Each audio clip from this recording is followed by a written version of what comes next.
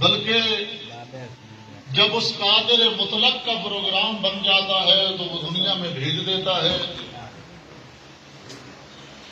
اور جب اس کی مرضی بن جاتی ہے تو وہ دنیا سے واپس بلا لیتا ہے۔ لائی حیات آئے قضا لے چلی چلے، اپنی خوشی سے آئے نہ اپنی خوشی چلے۔ تو وہ انسان جو نہ اس دنیا میں آنے میں جس کی اپنی مرضی شامل تھی، نہ اس دنیا سے جس کے جانے میں اپنی مرضی شامل تھی، اللہ جانے یہ چند روزہ زندگی کو وہ انسان اپنی مرضی سے گزارنا کیوں چاہتا ہے؟ تو وجہ سے جی نہ آنے میں اپنی مرضی شامل ہے، نہ جانے میں اپنی مرضی شامل ہے، جو ثابت کرتی ہے کہ کامیاب ترین زندگی وہی ہے جس کے گزارنے میں اس کی مرضی شامل ہو جس کی مرضی سے آیا تھا، اور جس کی مرضی سے واپس جائے گا۔ اگر اسی کی مرضی کے مطابق زندگی گزاری ہے تو یہ دنیا کی کامیاب ترین زندگی ہے۔ تو یاد رکھو میرے بھائیوں، دوستوں، بزرگوں، عزیزوں، میرے جوان ساتھیوں، کہ موت سے تو کوئی فرار کر نہیں سکتا۔ موت کسی کو چھوڑنے والی ہے نہیں۔ جناب امیر ظاہراً خطاب فرما رہے ہیں حسنین شریفین سے، اور باطناً نصیحت اور وصیت کر رہے ہیں آپ کو اور مجھے۔ ارشاد فرما رہے ہیں میرا بیٹا موت کو زیادہ یاد کرو، اکثر من ذکر الموت، موت کو زیادہ یاد کرو۔ کیا فرما رہے ہیں؟ موت کو زیادہ یاد کرو۔ اور جو محمد بن ابی بکر کو حضرت نے خط لکھا تھا جب مصر کے گورنر بنا رہے تھے، اور جو حضرت نے محمد بن ابی بکر کو خط لکھا اس میں ارشاد فرماتے ہیں انتم طرداء الموت، اے محمد بن ابی بکر تم موت کی شکار گاہ میں موجود ہو۔ جی تم موت کی یعنی موت ہر وقت تمہارے طاق میں بیٹھی ہے، تم شکار ہو اور موت تمہارا شکاری ہے۔ اے محمد لوگ جس موت کو بھولے ہوئے ہیں، جس موت کو بھول کر بھی انسان یاد کرنے کی کوشش نہیں کرتا، سن الموت معقود بنواسیکم، موت کو تمہاری پیشانی کے بالوں سے باندھ دیا گیا۔ جی موت کو تمہاری پیشانی کے بالوں سے باندھ دیا گیا ہے۔ اگلے جملے میں ارشاد فرماتے ہیں الموت الزم لکم من ذلکم، موت تو تمہارے لیے تمہارے سائے سے بھی زیادہ ضروری ہے۔ ہم یہاں بیٹھے ہمارا سایہ نہیں ہے، یہاں ہمارا سایہ، لیکن کیا یہاں موت کا ورود بھی نہیں ہو سکتا؟ تو وجہ سے اور اپنے بیٹوں حسنین شریفین سے ارشاد فرما رہے ہیں میرا بیٹا حسن، میرا بیٹا حسین، موت سے کوئی نہیں بچ سکتا، موت سے کوئی فرار نہیں کر سکتا۔ ہاں ایک انسان تھا جس کے بارے میں کہا جا سکتا ہے کہ وہ موت سے بچ سکتا تھا۔ بابا وہ کون سا انسان تھا؟ ارشاد فرماتے ہیں کانا ذالک سلیمان ابن داؤد، وہ سلیمان ابن داؤد تھا الذی سخر له ملک الجن والانس، کہ جس کے لیے خالق کے کائنات نے جنوں اور انسانوں کو مسخر کر دیا تھا۔ صرف یہ نہیں کہ اتنا بڑا حکمران تھا بلکہ عظیم الذلفت، خدا نے حضرت سلیمان کو اپنا قرب خاص بھی نصیب نصیب فرمایا تھا، ومع النبوت، اور نبوت جیسے عظیم منصب بھی فیض فرمایا تھا۔ پھر ارشاد فرماتے ہیں یہی سلیمان، توجہ فرمائیے گا، یہی سلیمان جب اپنے حصے کا رزق کھا چکا،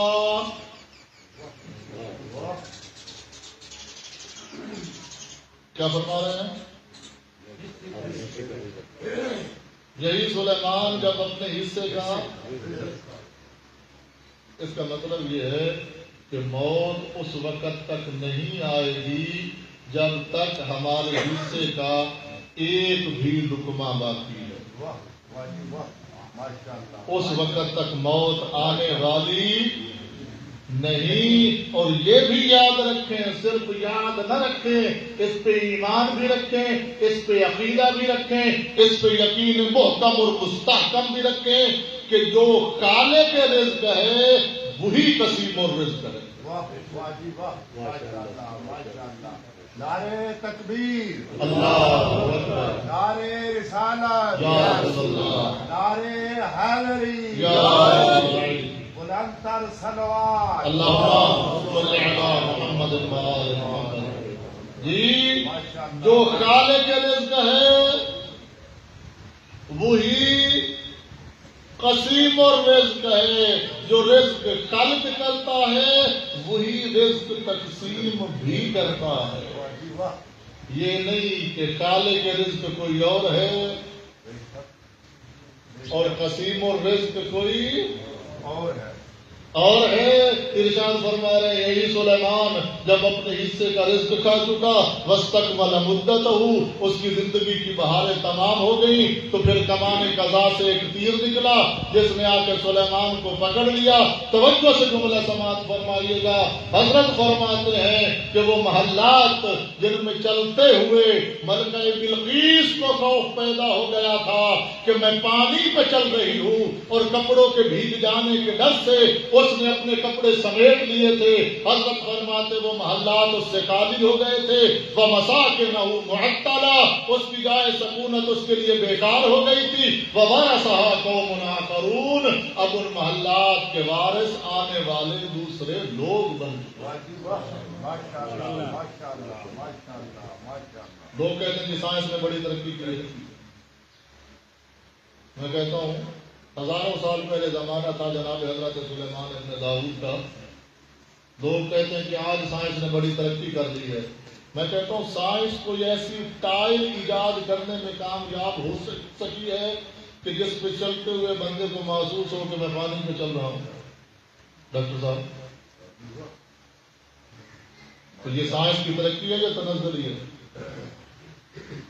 ہزاروں سال پہلے جناب حضرت سلیمان ابن داؤد کے زمانے میں حضرت فرما رہے ہیں ایسا فرش تھا کہ جس پہ چلتے ہوئے ملکہ بلقیس کو خوف پیدا ہو گیا تھا کہ میں پانی پہ چل رہی ہوں اور کپڑوں کے بھیگ جانے کے ڈر سے اس نے اپنے کپڑے سمیٹ لیے۔ یہی سلیمان صحرا سے گزر رہے ہیں کہ چونٹیوں کی سردار چونٹی نے دیکھا اور کہا کہ ادخلوا مساکنکم، اپنی اپنی دلوں میں داخل ہو جاؤ۔ فتبسم ضاحکا من قولها، قرآن کہتا ہے کہ حضرت سلیمان اس کی اس بات کو سن کر مسکرائے، چونٹی کو اٹھایا، ہاتھ پہ رکھا، ارشاد فرمایا کیا تجھے پتہ نہیں کہ میں اللہ کا نبی ہوں؟ جانتی ہوں، تو تو یہ بھی جانتی ہوگی کہ نبی ظالم نہیں ہوتا، جانتی ہیں، تو اپنی رعایا کو دلوں میں داخل ہونے کا حکم کیوں دیا؟ چونٹی کا جواب سنیں گے؟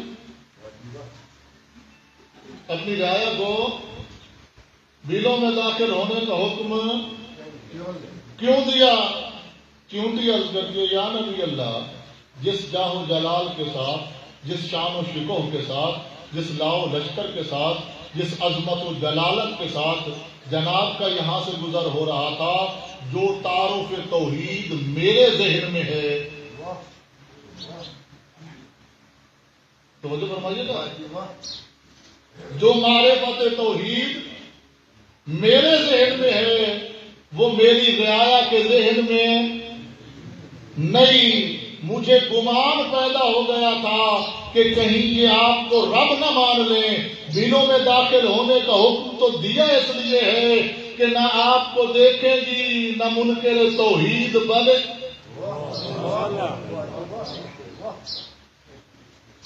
جی نہ آپ کو دیکھے گی نہ منکر توحید بنے گی. پھر جملہ دوہرا رہا ہوں, نہ آپ کو دیکھیں گی نہ منکر توحید بنے گی. میں یہاں پہ اکثر کہا کرتا ہوں, اے علی ولی اللہ پڑھنے والا, اے کربلا کو یاد کر کے رونے والا, اے حسین کا عزادار, اے علی حیدر کرار کا حبدار, اپنے ذہن میں معرفت توحید اس چیونٹی کے برابر تو کر.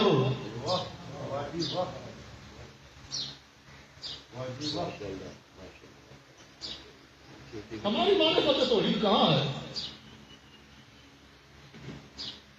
ہمیں تو آج تک جو کلمہ ہم پڑھتے ہیں لا الہ الا اللہ, اس کا مفہوم بھی نہیں سمجھ سکے.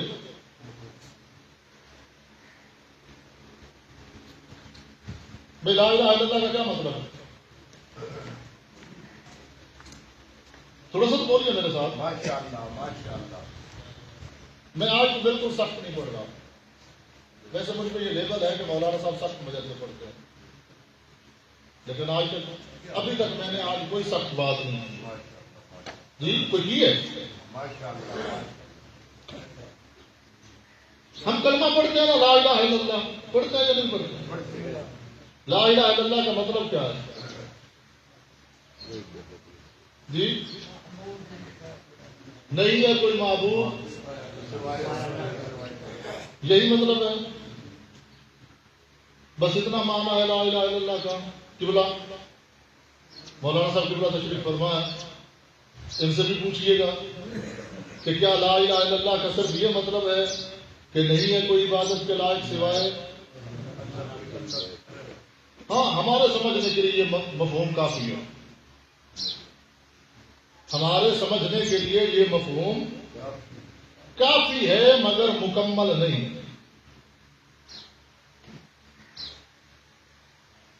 یہ مفہوم کافی ہے مگر مکمل نہیں.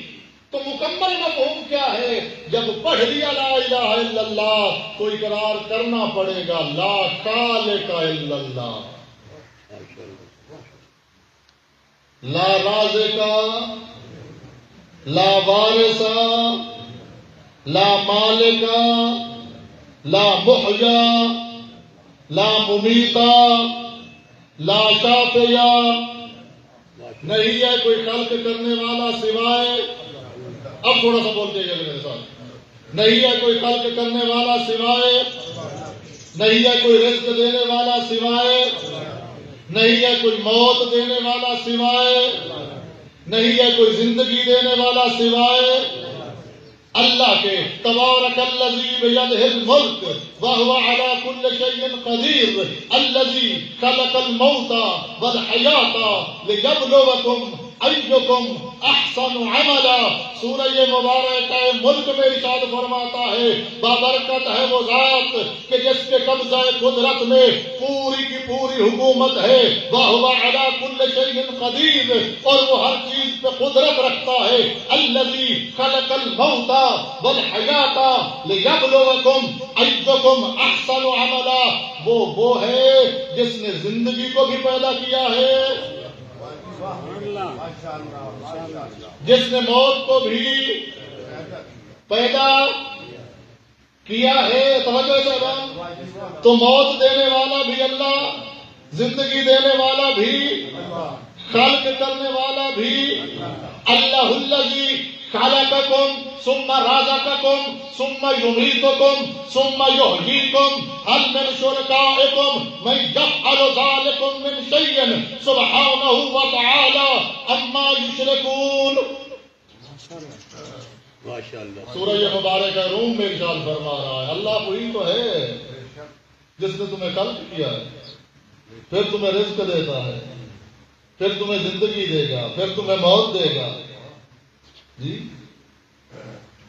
حل من شرکائکم, کیا جن کو تم اللہ کا شریک بناتے ہو وہ بھی ایسا کرنے پہ قادر ہیں؟ خلق کرنے والا بھی وہی، رزق دینے والا بھی وہی، بیماریوں سے شفا دینے والا بھی، وَإِذَا مَرِضْتُ فَهُوَ يَشْفِينِ، جب میں بیمار ہوتا ہوں تو میرا اللہ ہی تو ہے جو مجھے شفا عطا کرتا ہے۔ جی پریشان کی فریاد سننے والا بھی، یہ اللہ کے علاوہ بھی اور ہے۔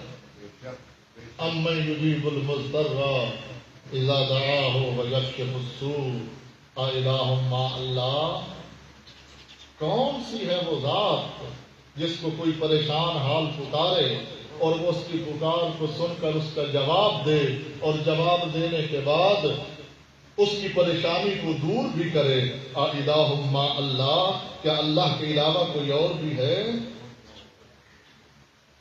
راوی کہتا ہے آدھی رات کا وقت ہے، میں کعبہ کے قریب سے گزر رہا ہوں، مجھے دکھائی تو کچھ دیتا نہیں، ایک آواز ہے جو میرے کانوں تک پہنچ رہی ہے، میں نے اس آواز کو سننے کی کوشش کی، جب میں نے اس آواز کو سننے کی کوشش کی تو کہنے والا کہہ رہا تھا الہی غورت النجوم، میرے اللہ ستارے غائب ہو چکے،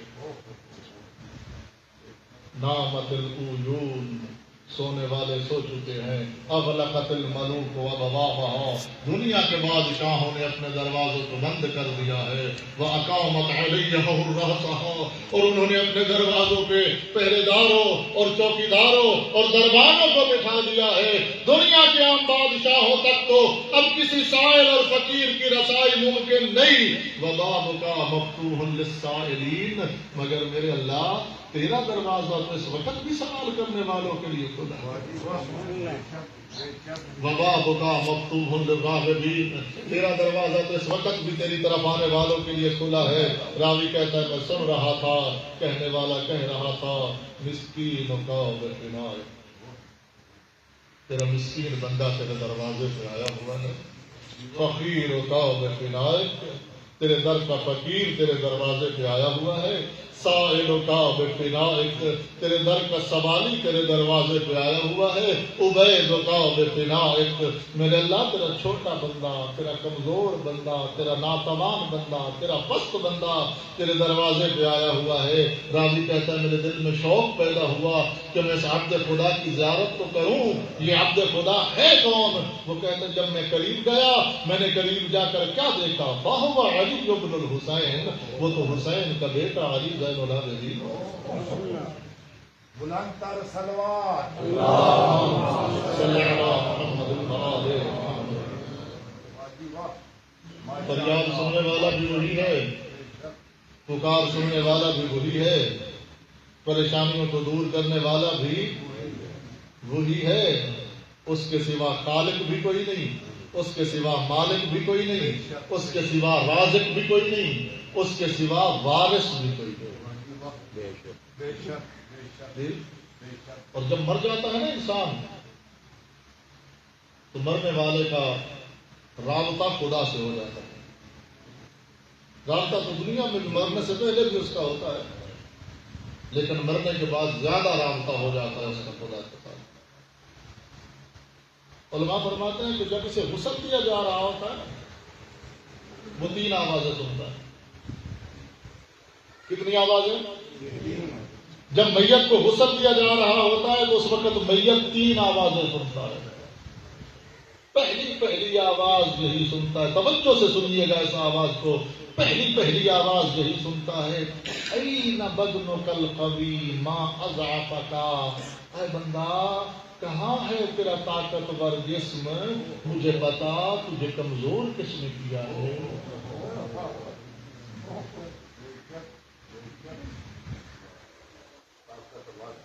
این بدنک القوی، کہاں ہے تیرا طاقتور جسم، ما اضعفک، تجھے کمزور کس نے کیا ہے۔ دوسری آواز، این لسانک الفصیح ما اسکتک، اے بندہ کہاں ہے تیری فصاحت و بلاغت والی زبان، کہاں ہے تیری بولتے بولتے نہ تھکنے والی زبان؟ تو بڑا فصیح و بلیغ خطیب اور مقرر تھا، تو بڑا واعظ تھا، تو بڑا ذاکر تھا. تیری محفل اور تیری مجلس میں کسی دوسرے کو بولنے کی جرأت اور جسارت اور ہمت نہ ہوا کرتی تھی. مجھے بتلا سکتا ہے ماں اسکت کا تجھے خاموش کس نے کیا ہے؟ آج بول کے دکھا. توجہ فرما رہے ہیں؟ ماشاءاللہ ماشاءاللہ. اور تیسری آواز درس عبرت ہے بچ جانے والوں کے.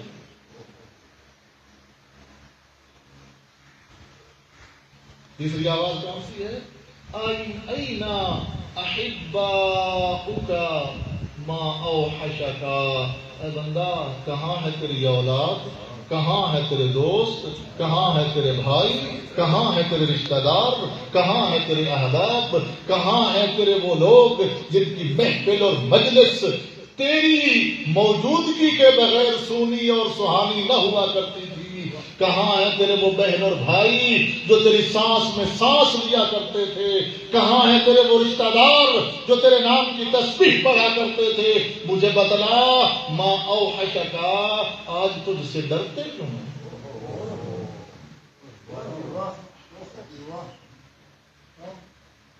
این احباؤک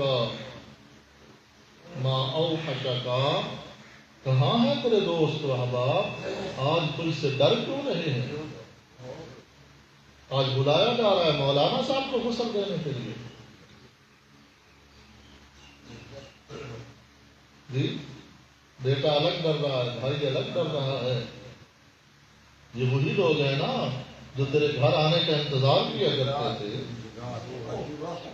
یہ وہی لوگ ہیں نا جو تیرے منتظر رہا کرتے تھے. یہ وہی لوگ ہیں نا جو تیری راہ میں اپنی پلکیں بچھایا کرتے تھے. یہ وہی لوگ ہیں نا جو تجھے دیکھ دیکھ کر زندہ رہتے تھے. وہی لوگ ہیں، ایک ایک کو پہچان ہے وہی. مگر مجھے بتا تو صحیح ماں اوحشک، آج تجھ سے ڈر کیوں رہے ہیں؟ پتا کرو مولانا صاحب ابھی تک نہیں آئے، غسل دینا تھا. توجہ سے عبرت حاصل کرے موت سے. حاجی صابر حسین کی موت ہمارے لیے لمحہ فکریہ ہے، ہمارے لیے درس عبرت ہے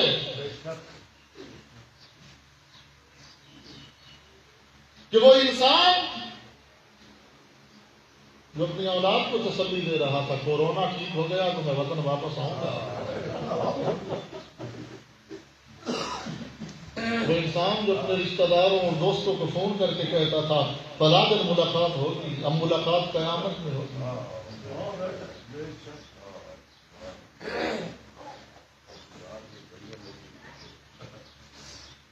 جس کا جنازہ ہم کندھے پہ اٹھا کے لے جا رہے ہوتے ہیں وہ ہمارے لیے باعث عبرت ہوتا ہے. اور غالباً جناب امیر کا فرمان ہے کہ جس میت کو تو نے اپنے کندھے پہ اٹھایا ہوا ہے یہ نہ سمجھ کہ یہ اس کا جنازہ، یہ سمجھ کہ یہ میرا اپنا جنازہ ہے. نعرے تکبیر، اللہ اکبر، نعرے رسالہ، یا رسول اللہ، نعرے حیدری، یا بلند تر صلوات. اللہم صلی علی محمد و آلہ. توجہ ایسا نام سمجھ آ رہی ہے بالکل. اذا لف فی الکفن، جب کفن پہنایا جا رہا ہوتا ہے نودی لہ بثلاثۃ اصوات، تو مرنے والا اس وقت بھی 3 آوازیں سنتا ہے.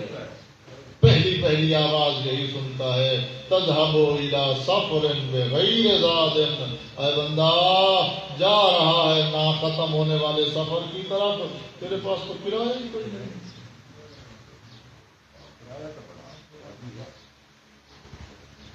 دراوڑ اڈے سے ذرا منارہ تک یا آگے خوشاب تک بغیر کرائے کے کوئی جا کر تو دکھا ہے، جا سکتا ہے. زیادہ سے زیادہ یہی کریں گے نا کہ توہین تذلیل نہیں کریں گے، اتار دیں گے گاڑی سے. جا رہا ہے نہ ختم ہونے والے سفر کی طرف، زیادہ راہ ہے نہیں بھولنا چاہیے جناب امیر کے صحابی کا وہ خطبہ جو حاکم کے دربار میں دیا تھا، جب حاکم نے کہا تھا صرف علی میرے سامنے علی کی صفات بیان کر، تو اس نے کہا تھا فاعف عنی، مجھے اس سے معاف رکھ۔ وہ کہتا ہے نہیں، مجھے بتا تو صحیح کہ علی کی زندگی تھی کیسی، علی کی زندگی کے لیل و نہار کیسے تھے، علی کی زندگی کے دن اور رات کیسے تھے۔ وہ کہتا ہے سننا چاہتا ہے تو سن، یتفجر العلم من جوانبہ، علی کے پہلوؤں سے علم کے چشمے جاری ہوتے ہیں۔ نعرہ حیدری، یا نعرہ حیدری، حیدری، وتنطق الحکمت من نواحیہ، علی کی زبان سے حکمت کے دریا جاری ہوتے تھے۔ ان یکون فصلا ویحکم عدلا، علی فیصلہ کن بات کیا کرتے تھے، علی عدل کرنے میں محکم اور مستحکم تھے۔ کوئی دولت مند اپنی دولت کی وجہ سے علی کے قریب نہ ہو سکتا تھا، کوئی غریب اپنی غربت کی وجہ سے علی سے دور نہ ہو سکتا تھا۔ نعرہ حیدری، ہمارا تو یہاں سبب غربت دولت، دوری کا باعث غربت، جی ایسے ہی ہے نا۔ اچھا میں سے گزارش کروں آپ لوگوں سے، ہمارا کوئی عزیز جو چھابڑی میں فروٹ رکھ کے اڈے پہ کھڑے ہو کے بیچتا ہو، میں بن جاؤں کونسلر، میرے ساتھ 2 گارڈ بھی ہوں، میں اس سے اپنی رشتہ داری بھول جاؤں گا۔ میں آپ کی بات نہیں کر رہا، آپ نے کہا صحیح بات، جی بے شک بے شک، میں اس سے رشتہ داری بھول جاؤں گا۔ آپ بیٹھی بیچتی ہو سیسا بیچتا، تو مفت میں نیچے سے گلا، بے شک بے میں تو کون سا رہا بے شک، جی 2 گارڈ بھی ہیں، لوگ کیا کہتے ہیں، ادا کیا کیسے مونگ پھلی بیچنے والے کا رشتہ دار ہے، جی توجہ ہے۔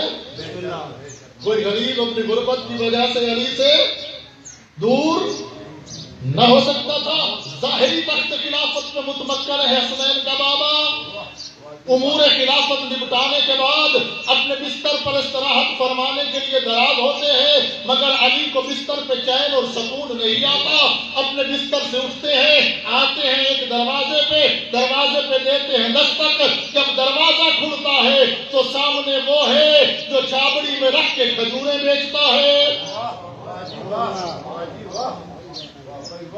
تو وجہ ایسا بات جو چھابڑی میں رکھ کے کھجوریں بیچتا ہے، سامنے علی حیدر کرار کو دیکھتا ہے، ہاتھ باندھ کے عرض کرتا ہے مولا غلام کو حکم فرمایا ہوتا، نوکر کو حکم فرمایا ہوتا، میں آپ کی خدمت اور زیارت کے لیے حاضر ہو جاتا۔ سنو گے علی حیدر کرار کا جواب، علی حیدر کرار جواب میں ارشاد فرماتے ہیں امیر صاحب، تیری محبت نے علی کو بستر پہ چین سے سونے نہیں دیا۔ نعرہ حیدری،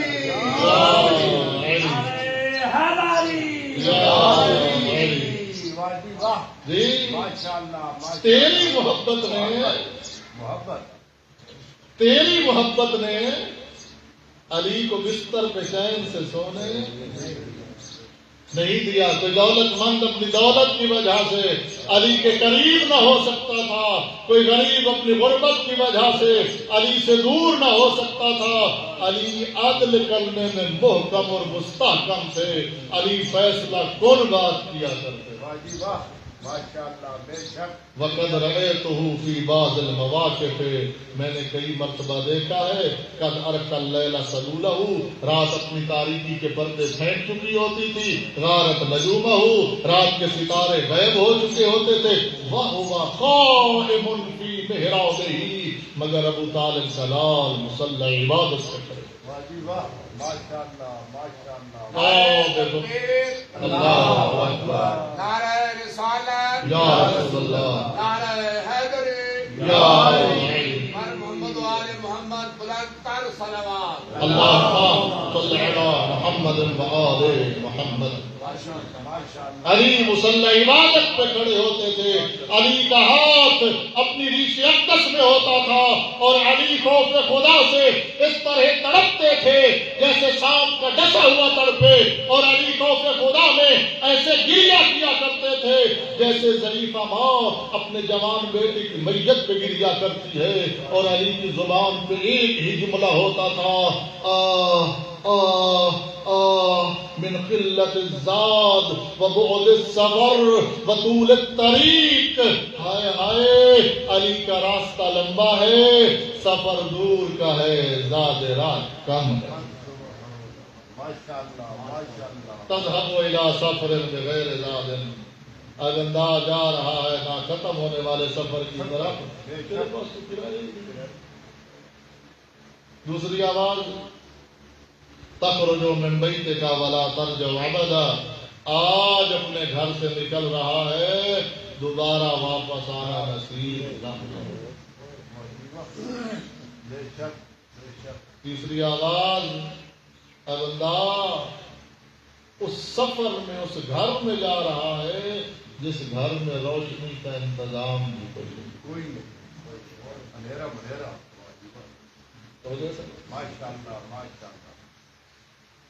قبرستان پہنچ گئے، علماء تشریف فرمائے، قبلہ حضرت مولانا نصرت حسین ناصر صاحب صدیقپورہ فیصل آباد سے تشریف لائے ہیں، وہ بھی تشریف فرما ہے۔ آپ کے اپنے گاؤں کے مولانا حضرت مولانا مرید حسین صاحب تشریف فرما ہے۔ ان سے پوچھئے گا کہ یہ جو میت کو قبر سے دور کیوں رکھا جاتا ہے، یہ کوئی رسم ہے، رواج ہے؟ متوسم بھائی، نہ رسم ہے نہ رواج ہے۔ حضرت مولانا سید فضل حسین شاہ اللہ مقامہ کوٹندو والے کی زبان سے سنا ہوا جملہ نقل کر رہا ہوں، وہ فرماتے تھے کہ میت کو قبر سے دور رکھ کر اور 3 منازل میں قبر کے قریب کرتے اس لیے ہیں کہ یہ اپنے آپ کو دفن ہونے کے لیے تیار کرے۔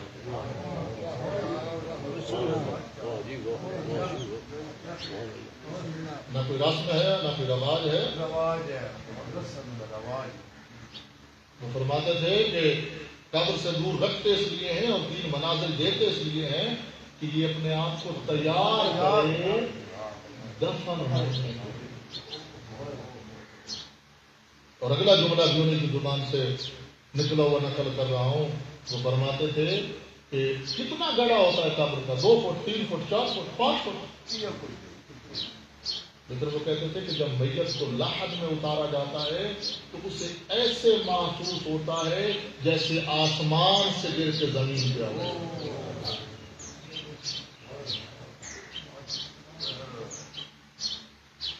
آسان نہیں ہے موت،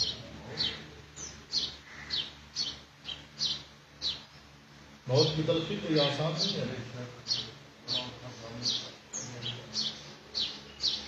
یہ تو کوئی جو مر جائے اگر وہ آ کے موت کا حال دیتا تو کوئی انسان بھی زندہ رہنے کی تمنا ہی نہ رہتا۔